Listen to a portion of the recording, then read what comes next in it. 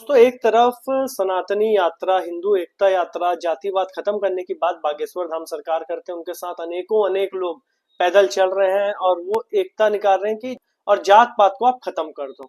और दूसरी तरफ ये स्वघोषित शंकराचार्य स्व इसी बात को पुख्ता करने के लिए वो सड़क पर उतरे हुए हैं। इसका मतलब कि राजनीतिक शक्ति के एजेंट के रूप में वो काम कर रहे हैं।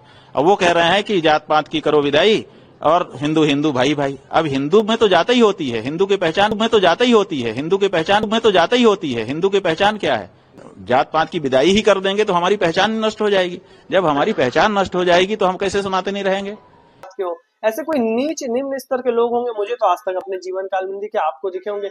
या आप लोग खुद सोचिए कि आप कभी किसी से मिल के पूछते क्या कौन जात के हो? ये काम तो रविश कुमार जैसे लोगों का है जो पूछते कौन जात के हो। यानी शंकराचार्य उसकी भाषा बोल रहे रविश कुमार की। मतलब अगर कोई बुरा चीज है तो उसे भी आपको ठीक नहीं करना, वो रहने दो, क्योंकि वो टूटे रहेंगे। मतलब वही राहुल गांधी की भाषा बोल रहे थे माइक हट के, नहीं तो ये बोल भी देते कि जितनी आबादी उतनी हक देंगे, जय संविधान बोल के वो भी हिला देते शंकराचार्य भी।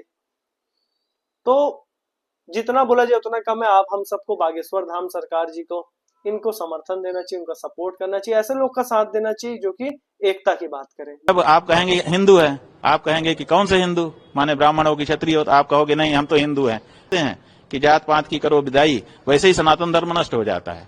रामधरी सिंह दिनकर जी ने कहा है, तेजस्वी सम्मान खोजते नहीं गोत्र बतलाकर, पाते जग में प्रशस्ति अपना कर्तव्य दिखला के। अगर आप अच्छा काम कर रहे हो तो आपको खुद प्रशंसा मिलेगी, खुद आपको लोग लेने आएंगे। लेकिन ये माइक पर जा जाके चिल्ला चिल्ला के हिंदुओं को बुरा बोल रहे हैं, तो इनको कैसे प्रशस्ति मिलेगी, इनको कैसे सम्मान मिलेगा? स्वघोषित इसलिए बोल रहा हूं क्योंकि सुप्रीम कोर्ट में केस भी चल रहा है। दूसरा, ये व्यक्ति को ऐसा लगता है कि सुबह शाम नरेंद्र मोदी और योगी आदित्यनाथ आके इनका चरण स्पर्श करे, चरण को धोए और उसको पी ले, तभी ये कुछ बात करेंगे। इनके अंदर एक, या तो इनको राज्यसभा में जाने का तुल है कि समाजवादी पार्टी या कांग्रेस भेज दे, क्योंकि शादियों में जाने लगे हैं ऐसे शंकराचार्य हैं। और ये बात बोल रहे कि नहीं, हिंदू धर्म का तो मुख्य जात पात ही है। मतलब हिंदू धर्म के बारे में शंकराचार्य को नहीं पता। जो शंकराचार्य का काम है हिंदू धर्म का, यानी east west north south 4 Shankaracharya होते हैं जिनका काम होता है हिंदू धर्म का प्रचार प्रसार करना, हिंदू धर्म में जो कुरीतियां हैं उनको दूर करना, हिंदू धर्म के खिलाफ होने वाली जितने भी षड्यंत्र है उनके बारे में बात करना।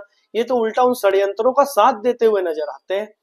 हमारे हिंदू धर्म में जात पात ये व्यवस्था जो अंग्रेज मुगल यमन पुर्त ये आए, इनके बाद ये सब चालू हुआ। उसके पहले वर्ण व्यवस्था होती थी, जो कि कहा गया है हमारे हिंदू धर्म में कि हर व्यक्ति जन्म से शूद्र होता है, और वह जब फिर गुरुकुल जाता है तब वो ब्राह्मण, वैश्य और क्षत्रिय बनता है। जो उसके अंदर जैसी विद्या आती है उस हिसाब से उसका वर्ण मिलता है।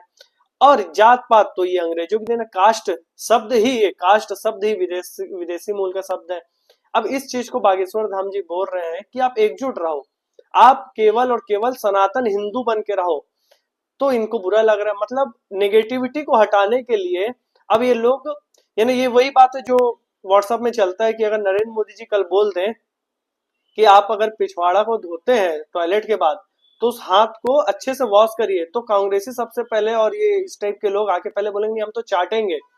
मतलब अच्छी चीज को भी ये बुरी बोलने लग जाते हैं। इनको खुद नहीं पता कि जात पात को हटाने की बात अगर ये मानते हैं तो महात्मा गांधी, स्वामी विवेकानंद, दयानंद सरस्वती जी, जितने बड़े बड़े लोग हुए हैं सब ने कहा कि जात पात को हमें छोड़ना चाहिए। फिल्म स्कूलों में तक ये सिखाया जाता है, बच्चों को ये पढ़ाया जाता है कि 5 उंगली एकजुट रहोगे तो आप मजबूत रहोगे। अब ये बोल रहे नहीं, जाति व्यवस्था तो बहुत जरूरी है, होनी चाहिए। मतलब कि निम्न स्तर में यानी गिरे हुए होते हैं ना, तो गड्ढा करके और उसके अंदर ये गिर जाते हैं। उस तरह की ये शंकराचार्य बन के बैठे हुए हैं स्वघोषित, जो कि इन्हें बनाया नहीं गया है, ना ये किसी प्रकार से बने हैं। इनका पूरा कार्यकाल ही, ये क्या कभी किसी धर्म परिवर्तन कराने वाले मिशनरियों के बारे में आप कभी एक शब्द बोलते सुने? कभी नहीं सुनोगे। संभल में कभी बोलेंगे कि हमारा हरिहर मंदिर था उसे वापस चाहिए, जो संभल में इतना बड़ा अभी विवाद चल रहा है? कभी नहीं बोलेंगे। राम मंदिर पर नहीं बोलेंगे। इनके पास माइक आएगा तो मोदी योगी ये आदमी ऐसा कर रहा है, वो ऐसा कर रहा है। ये हिंदू सनातनियों के लिए जो काम कर रहे हैं उनका ही विरोध करेंगे। मतलब इनको जो विरोधी हैं, चाहे वो ओवैसी हो चाहे अखिलेश हो, इन पर ये एक शब्द कभी ना बोल सकते ना बोल पाएंगे। आप सोचिए, आप किसका समर्थन करना चाहिए आपको? आप जो काम आपको शंकराचार्य के दिया गया वो आपको करना चाहिए। दूसरी चीज, ये एक राज्य में गए थे, ईसाई बहुल्य राज्य भारत देश का, इनको एयरपोर्ट से बाहर नहीं आने दिया गया था, वो आके इस बारे में बात भी नहीं किए। जिनकी बात करते हैं उन्हीं लोगों की सरकारें हैं। उसी कांग्रेस इंडी गठबंधन के लोगों की सरकारों ने कहा कि आप भगवा वस्त्र पहने हो तो इस राज्य में आप आ नहीं सकते हो। आप न्यूज देख सकते हो, मैं आपको पूरी डिटेल दिखा दूंगा।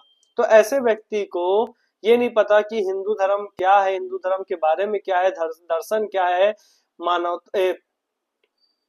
अद्वैत वेदांत क्या है, वेदांत क्या है, और ये बोल रहे हैं कि जातिवादी तो हिंदू धर्म है। कोई जाता है किसी से, एक दूसरे से क्या पूछता है कि आप किस जाति